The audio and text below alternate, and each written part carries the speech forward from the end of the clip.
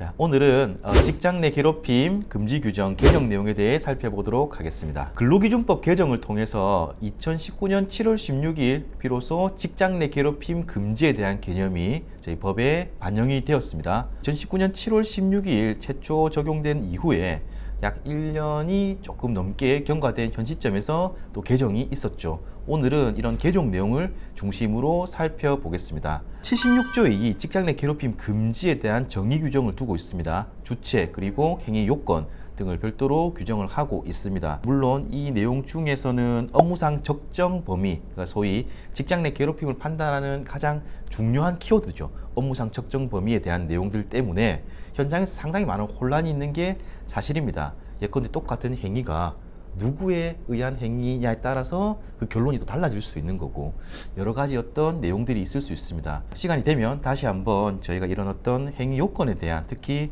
업무상 적정 범위에 대한 부분을 다시 한번 살펴보도록 하고요. 자, 오늘은 개정된 내용을 중심으로 말씀드리겠습니다. 76조의 3 직장 내 괴롭힘 발생 시 조치에 관한 사항을 명시하고 있습니다. 자, 76조의 3에 따르면 직장 내 괴롭힘에 대한 조사, 그리고 피해 근로자에 대한 보호, 그리고 행위자에 대한 조치 의무 등을 별도로 규정을 하고 있습니다. 그런데 최근에 어떤 개정된 내용에 따르면 76조 3의 7항 추가되었죠. 76조 3의 7항 구체적인 내용을 살펴보면, 직장 내 괴롭힘 발생 사실을 조사한 사람, 그리고 이 조사 내용을 보고받은 사람, 그리고 이 조사 과정에 참여한 사람, 이런 어떤 조사 주체들이 알게 된 비밀을 피해 근로자의 의사에 반해서 다른 사람에게 누설하지 않도록 하는 비밀 유지 의무를 신설하게 되었습니다. 이런 어떤 제도가 신설되게 된 배경은 2차 피해 발생을 예방하기 위한 목적이 가장 큰 내용들입니다. 자, 그런데 실제로 이 현장에서는 다소간에 좀 혼란이 있을 수 있습니다. 특히나 저희 같은 외부 전문가들이 기업에서 조사 과정에 참여하거나 상담 과정에 참여하거나 어떤 판단 과정에 참여했을 때 이런 조사 의무를 부담하게 되죠. 저희 나중에 개정된 법에 따른 어떤 과태료 기준들을 설명할 때 다시 한번 언급하겠지만, 실제로 저희 같은 외부 조사자, 외부 당사자들도 과태료 기준에 처해질 수 있는 이런 우려가 발생하게 되는 겁니다. 물론 저희 같은 어떤 외부 조사자들도 당연히 비밀 유지 의무를 준수해야 된다는 측면에서는 합리적인 어떤 그 법 제도의 개선이다, 이렇게 판단할 수 있을 것 같습니다.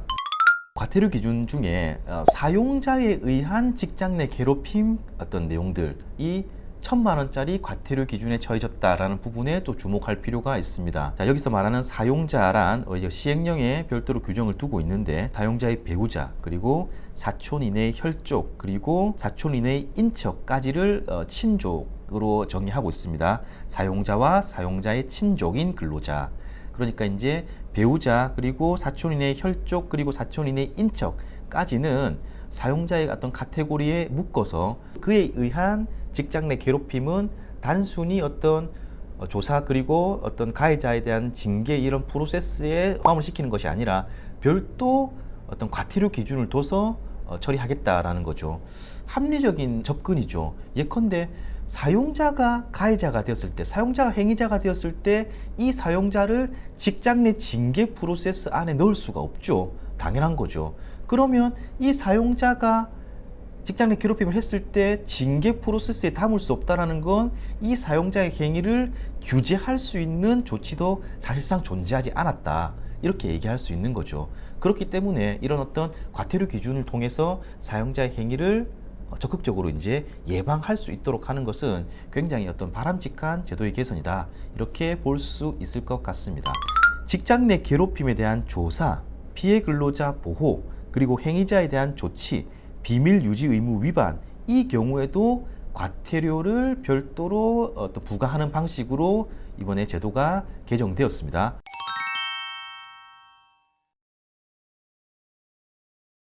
$500만 원 이하의 과태료 기준에 처하도록 되어 있는데요.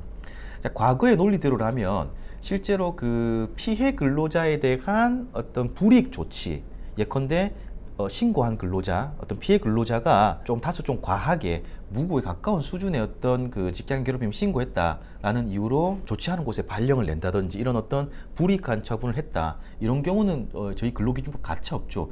유일한 벌칙 조항을 두고 있습니다. 3년 이하 징역, 3천만 원 이하의 벌금. 자, 피해 근로자에 대한 불이익 조치에 대해서는 저희가 이제 그 형사처벌 조항을 두고 있는데, 그 외에는 어떤 그 제재할 수 있을 만한 처벌 규정이 없었습니다. 자, 그러다 보니 조사를 성실히 하지 않는다, 그리고 실제로 직장 내 괴롭힘으로 판단되었지만 행위자에 대해서 처벌하지 않는다, 뭐 이런 문제들이 굉장히 현장에 어떤 빈번한 어떤 이슈들이었죠.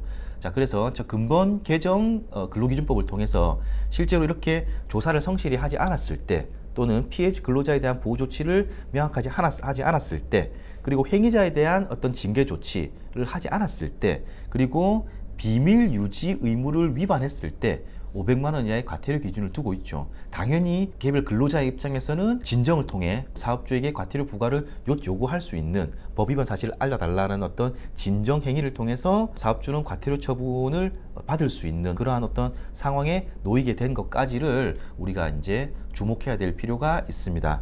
다음으로 이제 구체적인 어떤 과태료 부과 기준에 대해서도 별도로 저희가 지금 이번 개정 내용에 포함을 시키고 있습니다.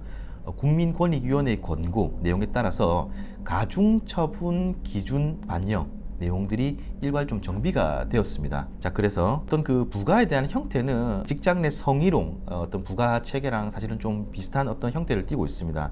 다만 좀 특징적인 건 사용자가 한 사람에게 수차례 직장 내 괴롭힘을 하거나 2명 이상에게 직장 내 괴롭힘을 했을 경우에는 1차 500만 원, 그리고 2차부터 법률상 상한을 바로 적용시킨다라는 점, 이런 부분들이 조금 특징적인 부분들이 있습니다.